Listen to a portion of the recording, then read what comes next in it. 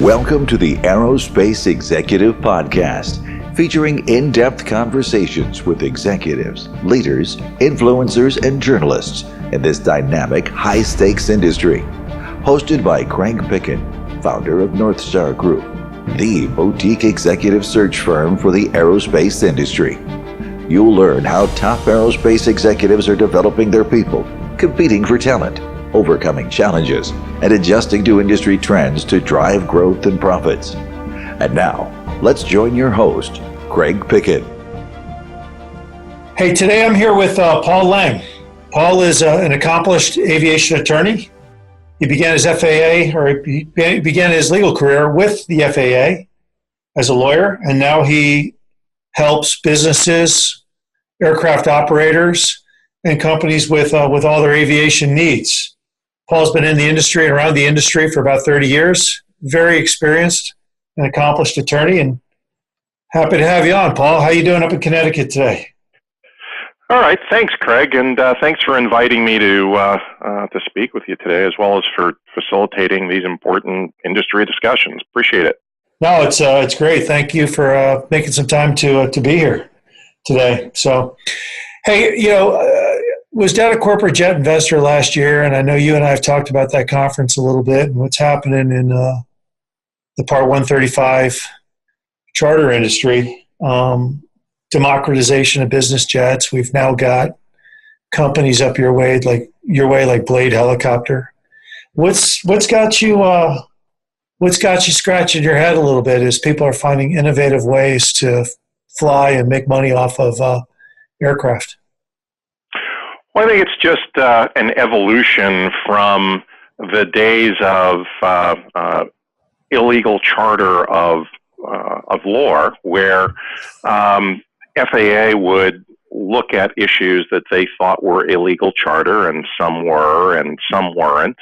And when you move into the so-called democratization, the updated current industry models, they're all very fact-specific. They're very different, and FAA and DOT have differing jurisdiction and differing views, not unlike FAA and IRS have differing views of what commercial aviation is. So the problems are that the regs haven't caught up with a lot of the new charter by the seat business models. And there really hasn't been much in the way of guidance material, either on the part of DOT or FAA. So when you look at these models, you mentioned Blade, there's also JetSmart or Surf Air, a lot of different ones out there using apps to self-aggregate aircraft charter and so on, where you really need to look at, how are they operating, and can they lawfully operate with an on-demand air carrier certificate under 135, or do you actually need commuter authority from the DOT? Some of them actually do need the commuter authority and get it. Others may be on the fence. And, therein lies some of the problems, some of the risks going forward. And what you worry about is unintended consequences. If you're not operating lawfully, it just affects so many things, from financing to insurance to you name it, whether there's an accident or not. Mm-hmm. Well, let's back up a little bit. You're an accomplished aviation attorney. You've been in the industry for a long time. What's keeping you busy these days? Is it aircraft transactions? Is it regulatory issues? Where's most of your focus right now? Is it litigation? Okay. Well, we do litigation, transactions, and regulatory work, and our focus is really like a Venn diagram. It's really, where the intersection of all of those come into play. So what we are seeing a lot of, there's certainly a lot of transactions these days, and certainly leading into the end of the year, and that happens typically every year. The FAA enforcement business, in terms of total numbers, is down because of the FAA's compliance philosophy. However, the cases that they are bringing tend to be larger. So they are they're labor intensive. The Hinman case, for example, we're not involved in that one, but we actually take a look at the docket almost on a weekly basis because it is so important with the FAA's focus on illegal charter. So we look at that. We look at the, there's everybody and his brothers trying to set up new charter by the seat models and think they're building a better mousetrap. Right. And so each of those is different factually. So there's a lot of that going on. We have a lot of operators who are doing deals with those types of operators. We've got a lot of FBO work going on because there's consolidation going on in the FBO industry. And there's a lot of transactional work, whether it's FBO industry, whether it's pilot pathway programs. There's deals going on there, and all of which impact. They have regulatory impacts. They've got concerns for litigation, insurance, liability, and so that's we're spending a lot of time in each of our core areas, whether it be the pure regulatory work or the pure transactional work, like the corporate jet. Mm-hmm. Buy, sell, lease, but there's a lot of non-competes going on. There's airspace issues that we're litigating, encroachment, Part 77, real estate development near airports. So it's actually, while there's concerns for our industry, it's actually a very dynamic and exciting time because, what we're doing on a day-to-day basis is really dealing with the future of what our industry is going to look like in the next 5, 10, 15 years. Yeah. We're pretty fortunate to be able to be in there. Does that scare you a little bit? I mean, with the industry, it seems like it's moving pretty fast. I mean, when we talked about Blade, JetSmarter, a couple of the other operators, Surf Air. Well, I guess the pace of it doesn't concern me. What concerns me going forward to some extent is what's it going to look like? And there's pilot and mechanic shortages. There's lack of light general aviation airplanes for folks to train in and so on. So the industry is changing rapidly. The dynamic nature of that and helping shape that is really pretty exciting. I'm very excited about that, but the concerns are, I personally prefer to see a vibrant, multi-dimensional aviation industry going forward that continues what we have been very fortunate to see in the United States, which is you've got all sizes of general aviation, business aviation, leading up to airlines. Whereas outside the United States, you see very little general aviation, as you know. Right. It's much more airline focused.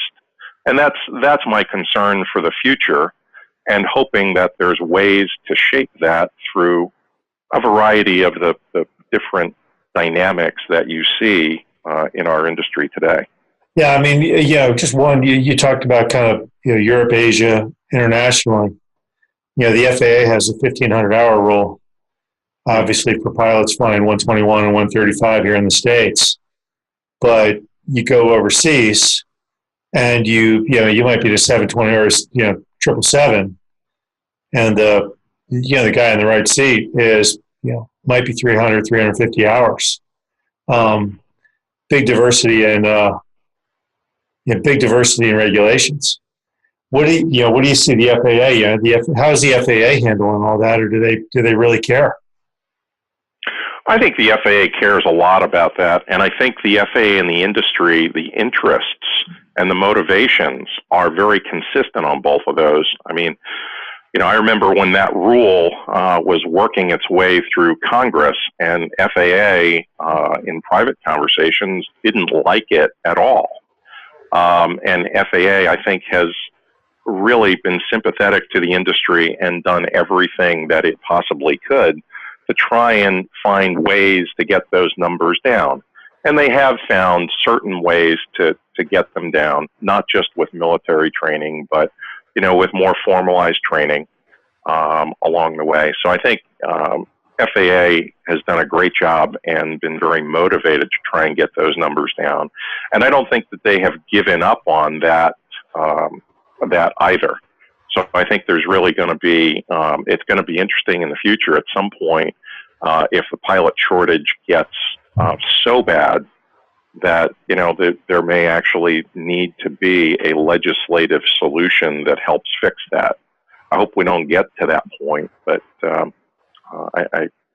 I wonder if we're getting closer and closer to it. Do you think that they're actively working behind the scenes and talking to the politicians and saying, hey, this may not work? I mean, obviously it was the Buffalo Dash 8 crash, right, or Q400 crash that brought it on. Right. Do you think that they may, relax it a little bit and strengthen it with some different regulations so far as, crew rest rules and, things of the sort, with some, strengthen it with some different regulations? I think there's an opportunity to relax them. And like anything else, I think this is an evolution. And when you take a very high-level view at the regulation of aviation in the U.S.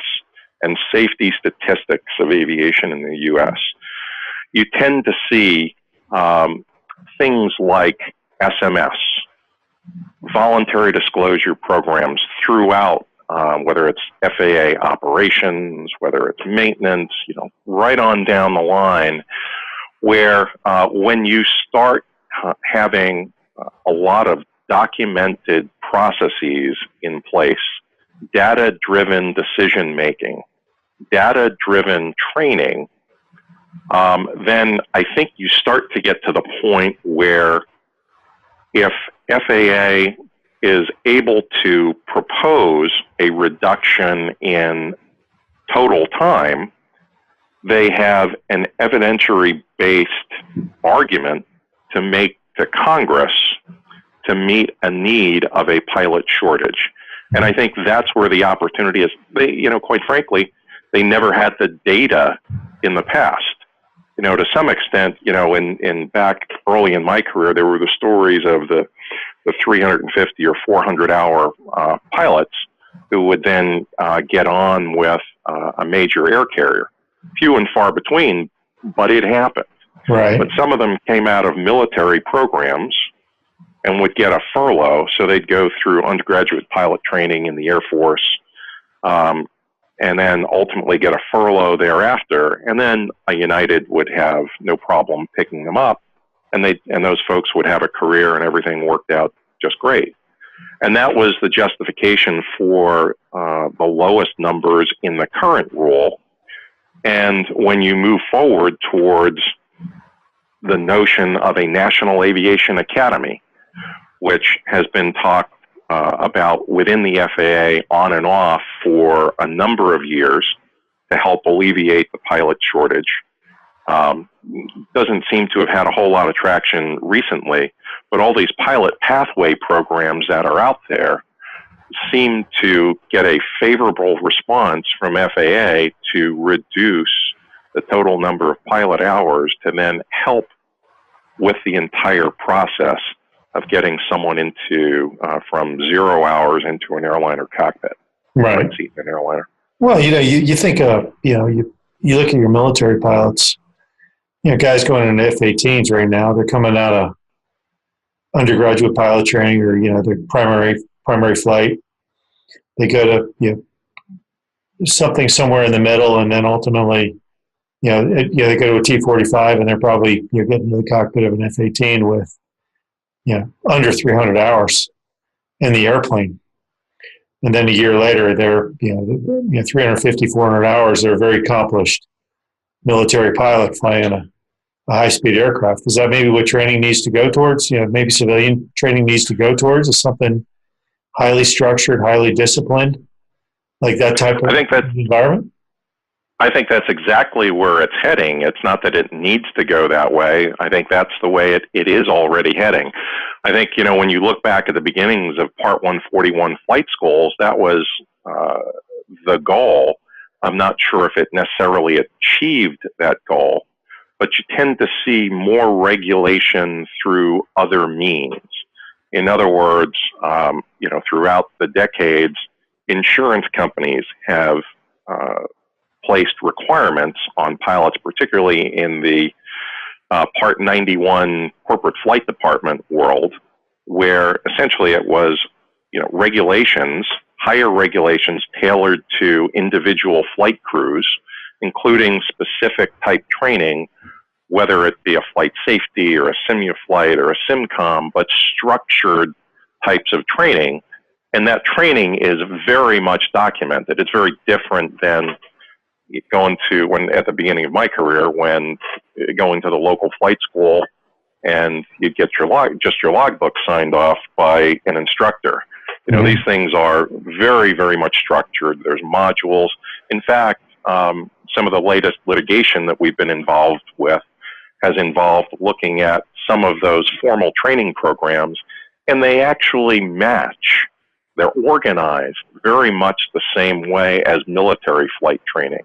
They are strikingly similar in the organizational structure of how the education proceeds. Mm-hmm. So I'm not sure that it's really a big difference where something needs to go. You look at SMS programs, the things where FAA is trying to get organizations, whether it be air carriers or, so on, to then structure their own operations in a more organized and disciplined way that is really no different than a 121 or a military organization. Sure. But you brought up a good point too. And the FAA is only one entity with a dog in the fight. You talked about insurance companies. And insurance companies may actually have higher standards than the FAA, if I heard you correctly. Yeah, they often do. And, you'll see that in a lot of the crash cases, particularly mishaps involving corporate jets, when they look at it and say that, we could even look at, an extreme example of the Falcon 50 in Greenville, South Carolina. Oh man, yeah. Let's talk about that a little bit. Go ahead, keep going on that one. Okay. Well, I mean, you're well aware, as we all are from reading the trade press on that it was a Falcon 50 where the left seat pilot had an ATP and he had a type rating for the Falcon 50, but it was limited to second in command only in the Falcon 50, and he had other type ratings. It was I think a Learjet and I don't know which one, and a Westwind. And the right seat pilot held a private pilot certificate, and I think it was just airplane single engine and multi-engine land, did not even have an instrument rating. So, obviously, I haven't seen the insurance policy on that, but I'm pretty sure that was not one of the requirements in the insurance policy for operating that aircraft. The places where I was talking was, same types of aircraft, but where an insurance underwriter looks at what the operation that they're underwriting and says, wait a minute, the right seat pilot may be technically qualified under the regs, but doesn't have a whole lot of time in type. So we'd like an extra, 100 hours in type, or we'd like some more simulator training, or we want that first officer to have something more than a first officer type rating for that aircraft. We want a full type rating course to make us, the insurer, feel more comfortable underwriting that. And if you don't have that, until you have that, that person is not authorized to fly the aircraft, even if they happen to be an owner. Wow. So what recourse? So this airplane goes off the end of the runway. Obviously, the insurance company's not going to pay out on a lot of stuff because there's some blatant fraud involved, or if it's not fraud, it's clear violations of the policy that they wrote. But you got two passengers in the back seat who paid for the charter. They're Part 135 passengers. They're critically injured. What's their recourse? And how does a person getting on a charter jet protect himself from that type of scenario? Okay, so there were a lot of issues in there. So it's not guaranteed that the insurance company would deny coverage. It depends on what law applies, which state law applies, and that could be a number of different states. There may or may not be an opportunity to deny coverage on that. It may make sense, it may not. And that's where good aviation plaintiffs lawyers earn their money. And then on the defense side and the insurance coverage side, where folks look at all the complicated sets of dynamics to see, where all the chips fall, because it's not always that simple. So then when you move on to the poor folks in the back, what's their recourse for what looks like illegal charter?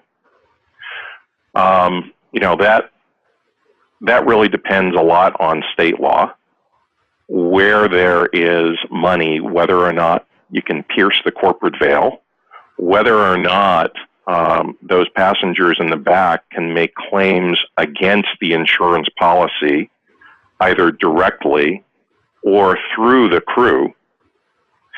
So there's a lot of questions there. I mean, ultimately, in the end, there's a good plaintiff's lawyer will find options for those folks to seek out a pool of money to help pay for their injuries. But it's not always clear at the outset where that pile of money is going to come from to compensate those folks. And hopefully there is money somewhere to help compensate them. But it's just, without digging into the specific facts, you don't always know where it's going to come from. And then I think your last question was, how can folks help protect themselves? I mean, NBAA has lots of great resources on their website on how to go about getting a charter customer can make good decisions on purchasing charter. There's Argus, there's Wyvern, so folks can look at those ratings and so on. And there's just doing business with known, respected entities that have been around in the business for a long time. Mm-hmm. I mean, it's not all that different than any other business where you want known, respected folks who've been vetted. Yeah, no doubt. I mean, eventually you ultimately get what you pay for, right? And yes. The guy who's fly by night may come in a little bit, come in cheaper, and then you wonder why he's so much cheaper. Right. It's going to be interesting to see what happens, what really comes out of that Falcon 50 accident, exactly what those facts are, because I suspect that you're going to see some of those things. You see that a lot? I mean, in your career, have you seen those types of incidents happen a lot, or are they truly the dark horse? Are they really just a one-off? Well, they're not a one-off. I think they're thankfully few and far between. But just by virtue of what I do, I've seen a few dozen of them in my career. Starting out prosecuting them at the FAA, and then defending them, afterwards as a private practice lawyer. And the challenges are, and the interesting parts are, occasionally you actually see truly bad actors, but a lot of times they are not necessarily bad actors as much as they may not be the best business people. They may not be paying the most attention to detail on all the regulatory requirements. And FAA and DOT don't always provide the greatest guidance material on what their regs are. And when I was an FAA lawyer, I was taught it's not up to us, FAA, to teach the industry how to operate within the regs. It's up to the industry to learn how to do it on their own and operate safely within the regs. Gotcha. So we've seen, far too many of them over the years, but I don't want to mislead you and let you think that it's rampant out there, because it's not. So when a couple of years ago, I was talking to one of my customers, and he had a Citation Bravo, and his Bravo went AOG for whatever, and he had to be in Florida. So he called up his buddy who owned the Citation 10 in the same hangar and said, "Hey, can I borrow your Citation 10? I'll write you a check for the fuel." Legal or not? I think that's very fact specific. You're talking about 91.501, 91 subpart F, and that's time sharing, interchange. You can do joint ownership there, and those sorts of things happen. And there's ways to do it lawfully, and there's ways that are unlawful. We're going to get some more guidance on that, likely within probably the next year or two, as a result of that Hinman case in Michigan. That's all about time-sharing agreements and what you can and can't do under a time-sharing agreement. Okay. Now, the Hinman case, talk about that a little bit more. It's some folks up in Michigan, and they all created some agreements that they could use each other's airplanes. Right. It was. Yeah. In fact, it's the first time where we've actually seen FAA go after illegal charter in a U.S. district court in this way. And here, the facts of the case are there were two corporate jets owned by a subsidiary of these Hinman companies, and they had, I'm told, many timesharing agreements. The complaint lists 3 different timeshare agreements, and the specifics of the complaint are that they charged more than was allowable under subpart D of 91.501. And they didn't have a 135 certificate. So therefore, according to the government, they violated every section of Part 135 because they didn't have the air carrier certificate. They weren't lawfully operating as under a timeshare agreement. They sent invoices that exceeded what was allowable under 91.501. And as a result, FAA viewed this as an entity that they wanted to, or a situation that they wanted to make an example out of. So the complaint seeks, I believe it's $3.5 million from the Hinman companies as a result of this.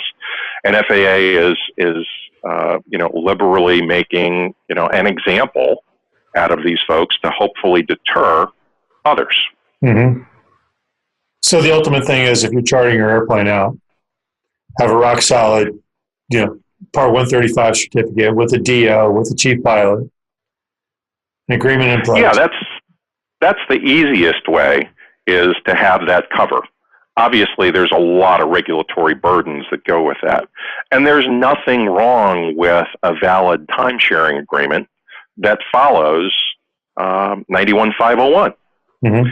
But you gotta make sure you're not engaged in illegal charter, or even close, to gray market charter, just so that you can avoid problems and scrutiny and insurance coverage problems in the event of an accident. And it doesn't have to be a catastrophic accident. It could be something as simple as what we've seen within the last year, where two airplanes on a ramp at an FBO, one wasn't chocked properly and rolls into the other one, and it costs about $1.5 million in damage to fix. That goes under a hull policy. So you want to make sure that the folks who are responsible for operating that airplane and parking it on that ramp or operating it and using it are properly insured under the policy. And that just goes to looking at a proper time sharing agreement. Right. Now with this Hinman thing, were they actively trying to, in your, and you handle this question however you want to, do you think that was their agreements were done more out of ignorance, or were they really just trying to do the minimums that they could without the FAA, peeking under the veil? It's really hard to say because no one except the parties in litigation have enough facts on that right now. So what's out there in the public eye is what the U.S. Attorney's Office wrote in their complaint, and the complaint alleges 3 specific sets of timeshare agreements where there were multiple flights done on 2 different jet aircraft, for each of these 3 entities. And so with that, or beyond that, whether that was in flagrant disregard of the rules, whether it was, the Hinman folks trying to evade the rules and not spend the money and the effort on a 135 certificate, whether it was willful blindness on their part, whether it was just negligence and inadvertence. I don't think anyone in the public knows right now. And in fact, like any piece of litigation, there's 2 sides to every story. And I think it's really going to be fascinating when those facts tend to come out. Who says what to whom, and whom are you going to actually believe? Who's the trier of fact going to believe, whether it's a judge or a jury? Gotcha. So when will this will all come out? How long do you think this will be in litigation or tied up? It's really hard to say. I mean, especially right now. The last I saw at the end of last week was that there were motions for enlargement of time.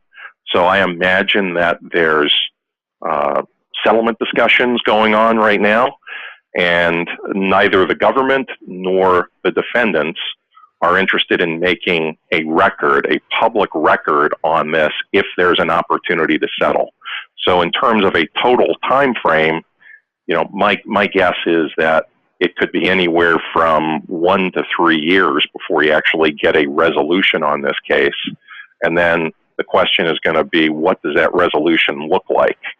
If it ends up just being paying cash and then keeping a low profile, and then the public really doesn't know what's going on, that is one option.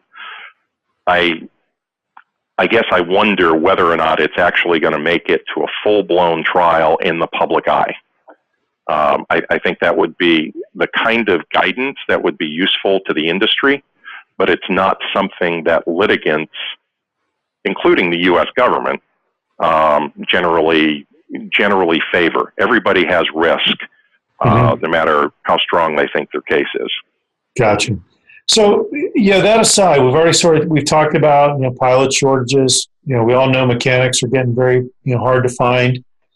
You've been involved in some airspace and noise issues up in the Hamptons. Where do you see challenges in the industry outside of pilots and mechanics? What's happening, around airports and in communities, and affecting how operators operate their aircraft? Well, it's you've got rising airport cost structures that are then forced on FBOs by way of increasingly expensive leases. Some of it is pure municipal greed. I think probably more of it than not is just the high cost of infrastructure replacement. And then you see a lot of things when they try and replace runways, you start to see where runways are shortened.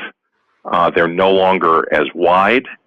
So you have all the political problems that you're aware of at Santa Monica and East Hampton, where people just, neighbors don't like airports at all. Some of that is truly noise-based. Some of it is just a perception.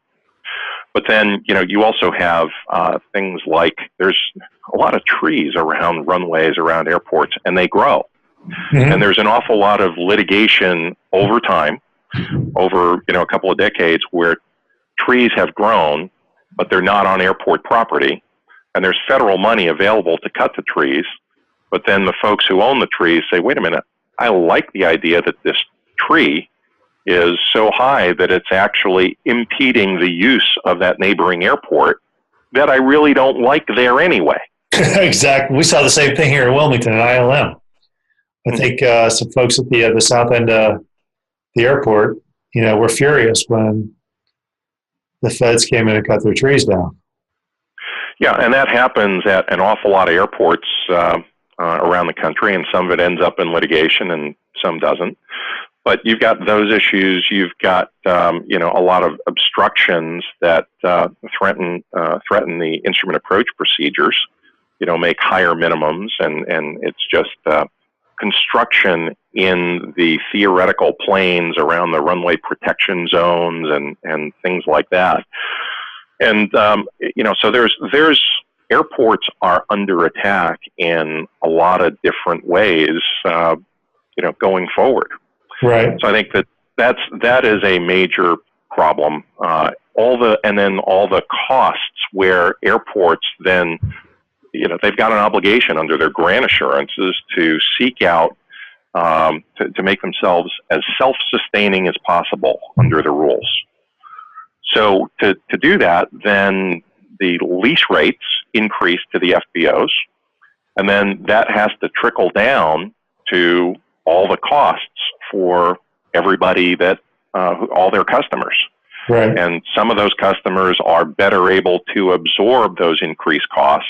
If you're looking at Globals and G650s, those increases are a much smaller percentage than they would be for a Bonanza. Correct. And therein lies some problems where it's a problem for the lower end GA, both for new pilot starts and light business aircraft, all of which contribute to the economic viability of a GA system. Well, it's just very expensive. It's very expensive to fly a 182 or a Bonanza or whatever. Well, I think it always has been, except that now it's becoming even more challenging. Right. Is Santa Monica? What's happened in Santa Monica? Is that going to be a trend, or is that something that's going to be unique to Santa Monica and perhaps East Hamptons? Well, every airport has its own political challenges. That old phrase of all politics is local. Right. And a lot of our business is smaller airports like Santa Monica, East Hampton, all over the country. And they are all challenged by the things that we have talked about here, including politics. But the specifics are, very, very, very different reasons. Obviously, Santa Monica is very, very concerning. And it's going to be, interesting to see, what happens in the relatively near future in the Court of Appeals, DC circuit there. So, I fear that it is a concern going forward that a lot of municipalities who dislike their airports will look at and have looked at Santa Monica and East Hampton as examples, and they had very different litigation profiles, but in the end,